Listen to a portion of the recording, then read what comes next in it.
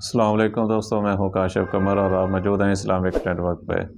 دوستوں، Islamic net work پہ ہم کتاب مشکوٰۃ المصابیح کا مطالعہ کر رہے ہیں اور اس میں ہم نے اس کا تیسرا والیوم شروع کیا ہوا۔ تیسرے والیوم میں جو چیپٹر ہے وہ کتاب الفضائل و شمائل ہے، اور اس میں جو ہے سب چیپٹر وہ ہے نبی کریم صلی اللہ علیہ وسلم کی بعثت اور نزول وحی کا بیان۔ حدیث نمبر ہے 5837۔ ابن عباس رضی اللہ تعالیٰ عنہ بیان کرتے ہیں کہ رسول اللہ صلی اللہ علیہ وسلم کو 40 سال کی عمر میں مبعوث کیا گیا۔ آپ نبوت کے 13 سال مکے میں رہے اور آپ پر وحی آتی رہی۔ پھر آپ کو ہجرت کا حکم دیا گیا تو آپ نے ہجرت کے 10 سال مدینہ میں قیام فرمایا اور آپ نے 63 برس کی عمر میں وفات پائی۔ حدیث نمبر 5838۔ ابن عباس بیان کرتے ہیں کہ رسول اللہ صلی اللہ علیہ وسلم مکہ میں 15 برس رہے۔ آپ 7 سال تک آواز سنتے اور روشنی دیکھتے رہے، اور اس کے علاوہ آپ کوئی چیز نہیں دیکھتے تھے، اور 8 سال آپ کی طرف وحی آتی رہی۔ آپ نے مدینہ میں 10 سال قیام فرمایا اور 65 برس کی عمر میں وفات پائی۔ حدیث نمبر 5839۔ انس رضی اللہ تعالیٰ عنہ بیان کرتے ہیں کہ اللہ تعالیٰ نے آپ کو 60 سال مکمل ہونے پر وفات دی۔ حدیث نمبر 5840۔ انس رضی اللہ تعالیٰ عنہ بیان کرتے ہیں کہ نبی صلی اللہ علیہ وسلم کو جب روح قبض کی گئی تو اس وقت آپ کی عمر 63 برس تھی۔ ابو بکر اور عمر کی بھی روح جب قبض کی گئی تو اس وقت ان کی عمریں بھی 63 برس کی تھیں۔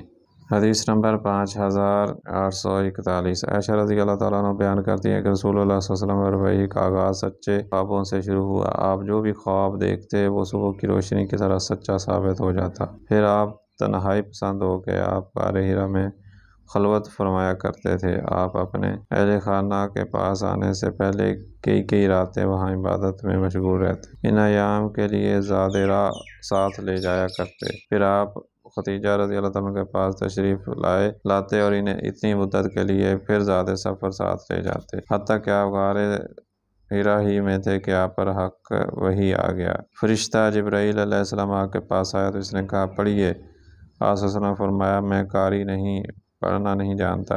آپ صلی اللہ علیہ وسلم نے فرمایا اس نے مجھے پکڑا اور اتنی شدت سے دبایا جس سے مجھے کافی تکلیف ہوئی۔ پھر اس نے مجھے چھوڑ دیا اور کہا پڑھیے۔ میں نے کہا میں پڑھنا نہیں جانتا۔ اس نے مجھے پکڑ کر دوسری مرتبہ خوب دبایا، مجھے اس بار بھی کافی تکلیف ہوئی۔ پھر اس نے مجھے چھوڑ دیا اور کہا پڑھیے۔ میں نے کہا میں پڑھنا نہیں جانتا۔ اس نے مجھے تیسری مرتبہ دبایا، اس بار بھی مجھے کافی تکلیف ہوئی۔ پھر اس نے مجھے چھوڑ دیا اور کہا پڑھیے اپنے رب کے نام سے جس نے پیدا فرمایا، اس نے انسان کو جمے ہوئے خون سے پیدا فرمایا۔ پڑھیے آپ کا رب بہت ہی کرم کرنے والا ہے، جس نے قلم کے ذریعے سکھایا انسان کو وہ کچھ سکھایا جو وہ نہیں جانتا تھا۔ چنانچہ رسول اللہ صلی اللہ علیہ وسلم اس کے بعد واپس ہوئے اور آپ صلی اللہ علیہ وسلم کا دل خوف کی وجہ سے دھڑک رہا تھا۔ ختیجہ رضی اللہ تعالیٰ عنہ کے پاس تشریف لائے اور فرمایا مجھے کمبل اوڑھا دو، اور انہوں نے آپ کو کمبل اوڑھا دیا حتیٰ کہ آپ کا خوف جاتا رہا۔ تو آپ نے خدیجہ رضی اللہ تعالیٰ عنہ سے سارا واقعہ بیان کیا اور کہا مجھے اپنی جان کا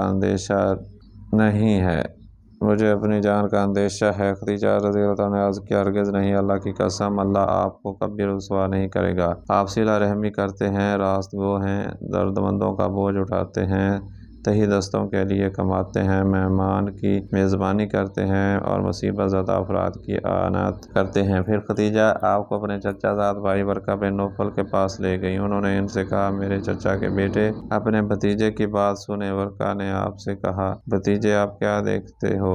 رسول اللہ صلی اللہ علیہ وسلم نے جو دیکھا تھا وہ کچھ اسے بتا دیا۔ ورقہ نے کہا یہ تو وہی ناموس ہے جسے اللہ تعالیٰ نے موسیٰ کی طرف وحی دے کر بھیجا تھا۔ کاش میں اس وقت توانا ہوتا، کاش میں اس وقت زندہ ہوتا جب آپ کی قوم آپ کو نکال دے گی۔ رسول اللہ صلی اللہ علیہ وسلم نے فرمایا کیا وہ مجھے نکال دیں گے؟ اس نے کہا ہاں، جب کسی کو منصب نبوت پر فائز کیا گیا تو اس سے ضرور دشمنی کی گئی، اور اگر میں نے تمہارا زمانہ پا لیا تو میں تمہاری زبردست مدد کروں گا۔ پھر ورقہ جلدی فوت پا گیا اور کچھ عرصہ کے لیے وحی رک گئی۔ حدیث نمبر 5842۔ اور امام بخاری نے یہ اضافہ نقل کیا کہ حتیٰ کہ نبی صلی اللہ علیہ وسلم غمگین ہو گئے۔ ہمیں جو روایات پہنچی ہیں ان کے مطابق یہ ہے کہ آپ صلی اللہ علیہ وسلم شدید غمگین ہو گئے۔ کئی دفعہ ان کے دل میں خیال آیا کہ وہ پہاڑ کی چوٹی سے اپنے آپ کو نیچے گرا لیں، اور جب بھی پہاڑ کی چوٹی پر پہنچ کر اپنے آپ کو گرانے لگتے تو جبرائیل علیہ السلام آپ کے سامنے آ جاتے اور کہتے محمد آپ اللہ کے سچے رسول ہیں۔ اس سے آپ کا قلبی اضطراب ختم ہو جاتا اور آپ سکون محسوس کرتے۔ حدیث نمبر 5843۔ جابر رضی اللہ تعالیٰ سے روایت ہے کہ انہوں نے رسول اللہ صلی اللہ علیہ وسلم کو وحی کے رک جانے کے زمانے کے متعلق حدیث بیان کرتے ہوئے سنا۔ فرمایا اس اثناء کہ میں چلا جا رہا تھا تو میں نے آسمان میں ایک آواز سنی۔ میں نے اپنی نظر اٹھائی تو میں نے دیکھا کہ وہی فرشتہ جو ہیرا میں میرے پاس آیا تھا آسمان اور زمین کے درمیان ایک کرسی پر بیٹھا ہوا ہے۔ میں اس کے روب سے خوف زدہ ہوا اور زمین پر گر پڑا۔ اس کے بعد میں اپنے اہل خانہ کے پاس آ گیا اور میں نے کہا مجھے کمبل اڑا دو، مجھے کمبل اڑا دو۔ چنانچہ انہوں نے مجھے کمبل اڑا دیا۔ پھر اللہ تعالیٰ نے یہ آیت نازل فرمائی، کمبل اوڑھ کر لیٹنے والے اٹھ جائیں اور لوگوں کو عذاب الہی سے ڈرائیں، اپنے رب کی بڑائی بیان کریں، اپنے کپڑوں کو صاف ستھرا رکھیں اور گندگی سے دور رہیں۔ پھر وہی تیزی کے ساتھ پے در پے آنے لگی۔ حدیث نمبر 5844۔ عائشہ رضی اللہ تعالیٰ عنہ سے روایت ہے کہ حارث بن حشام نے رسول اللہ صلی اللہ علیہ وسلم سے دریافت کرتے ہوئے عرض کیا، اللہ کے رسول آپ پر وحی کیسے آتی ہے؟ رسول اللہ صلی اللہ علیہ وسلم نے فرمایا، کبھی وہ میرے پاس گھنٹی کی سی آواز کی صورت میں آتی ہے اور مجھے نہایت سخت ہوتی ہے اور اس سے پسینہ جاری ہو جاتا ہے، اور جو وہ کہتا ہے کہ میں اسے یاد کر لیتا ہوں، اور کبھی فرشتہ آدمی کی شکل میں میرے پاس آتا ہے اور مجھ سے کلام کرتا ہے، وہ جو کہتا ہے میں اسے یاد کر لیتا ہوں۔ عائشہ رضی اللہ تعالیٰ عنہ بیان کرتی ہیں کہ میں نے آپ صلی اللہ علیہ وسلم کو دیکھا کہ شدید سردی کے دن آپ پر وحی نازل ہوتی تو آپ سے پسینہ چھوٹ پڑتے اور آپ کی پیشانی پسینے سے شرابور ہو جاتی۔ حدیث نمبر 5845۔ عبادہ بن صامت بیان کرتے ہیں کہ جب نبی صلی اللہ علیہ وسلم پر وحی نازل ہوتی تو اس وجہ سے آپ کرب محسوس کرتے اور آپ کے چہرے مبارک کا رنگ متغیر ہو جاتا۔ ایک دوسری روایت میں ہے کہ آپ صلی اللہ علیہ وسلم کا سر جھک جاتا اور آپ کے صحابہ اپنا سر جھکا لیتے، اور جب وحی ختم ہو جاتی تو آپ اپنا سر اٹھا لیتے تھے۔ حدیث نمبر 5846۔ ابن عباس بیان کرتے ہیں کہ جب یہ آیت اپنے قریبی رشتہ داروں کو ڈرائیں نازل ہوئی تو نبی صلی اللہ علیہ وسلم باہر تشریف لائے اور صفا پر چڑھ کر آواز دینے لگے، بنو فہر، بنو عدی۔ آپ نے قریش کے قبیلوں کو آواز دی حتیٰ کہ وہ سب جمع ہو گئے۔ اگر کوئی آدمی خود نہیں آ سکتا تھا تو اس نے اپنا نمائندہ بھیج دیا تھا تاکہ وہ دیکھے کہ کیا معاملہ ہے۔ چنانچہ ابو لہب اور قریشی بھی آ گئے۔ آپ صلی اللہ علیہ وسلم نے فرمایا، مجھے بتاؤ اگر میں تمہیں بتاؤں کہ اس پہاڑ کے پیچھے سے ایک لشکر آنے والا ہے۔ ایک دوسری روایت میں ہے کہ اس وادی کے پیچھے ایک لشکر ہے جو تم پر حملہ کرنے والا ہے، کیا تم مجھے سچا سمجھو گے؟ انہوں نے کہا ہاں، کیونکہ ہم نے آپ کو سچا ہی پایا ہے۔ آپ صلی اللہ علیہ وسلم نے فرمایا، میں سخت عذاب سے جو تمہارے سامنے آ رہا ہے تمہیں ڈراتا ہوں۔ ابو لہب بول اٹھا، نعوذ باللہ، تم ہلاک ہو جاؤ، تم نے اس لیے ہمیں جمع کیا تھا۔ اللہ تعالیٰ نے یہ صورت نازل فرما دی، ابو لہب کے دونوں ہاتھ ٹوٹ گئے اور وہ برباد ہو گیا۔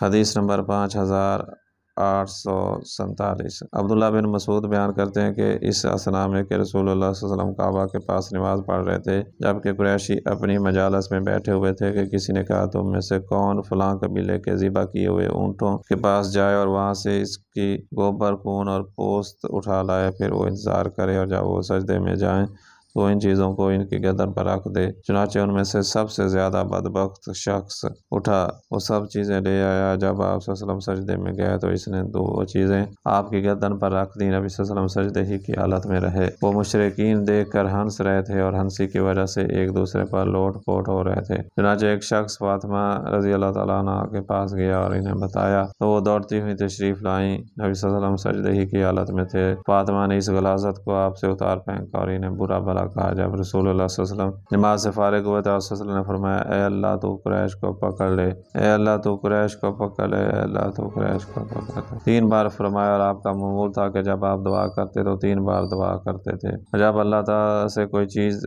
طلب فرماتے تو 3 بار طلب فرماتے۔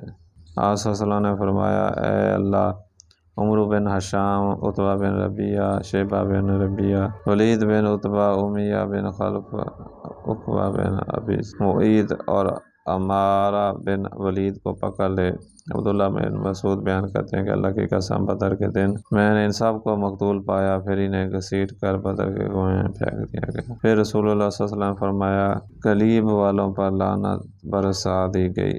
حدیث نمبر 5848۔ عائشہ رضی اللہ عنہ سے روایت ہے کہ انہوں نے عرض کیا اللہ کے رسول کیا آپ پر احد کے دن سے بھی زیادہ سخت کوئی دن گزرا ہے؟ آپ صلی اللہ علیہ وسلم فرمایا مجھے تمہاری قوم کی طرف سے بہت سے مصائب کا سامنا کرنا پڑا، لیکن عقبہ کے دن مجھے ان کی طرف سے بہت تکلیف پہنچی جب میں نے ابن عبد یا لیل بن کلال پر دعوت پیش کی اور اس نے میری دعوت قبول نہ کی۔ میں نے حیران و پریشان واپس چل پڑا اور مجھے معلوم نہ تھا کہ میں کس سمت چل رہا ہوں۔ قرن ثعالب پر پہنچ کر مجھے کچھ پتہ چلا۔ میں نے سر اٹھایا تو دیکھا کہ بادل کے ٹکڑے نے مجھ پر سایہ کیا ہوا ہے، اس میں جبرائیل علیہ السلام ہے۔ انہوں نے مجھے آواز دی اور کہا اللہ نے آپ کی قوم کی بات اور آپ کا جواب سن لیا ہے اور اس نے پہاڑوں کا فرشتہ آپ کی طرف بھیجا ہے تاکہ آپ ان کے متعلق جو چاہیں حکم فرمائیں۔ فرمایا پہاڑوں کے فرشتے مجھے آواز دی، اس نے مجھے سلام کہا کر عرض کیا مجھے محمد اللہ نے آپ کی قوم کی بات سن لی ہے اور میں پہاڑوں کا فرشتہ ہوں، آپ کے رب نے مجھے آپ کی طرف بھیجا ہے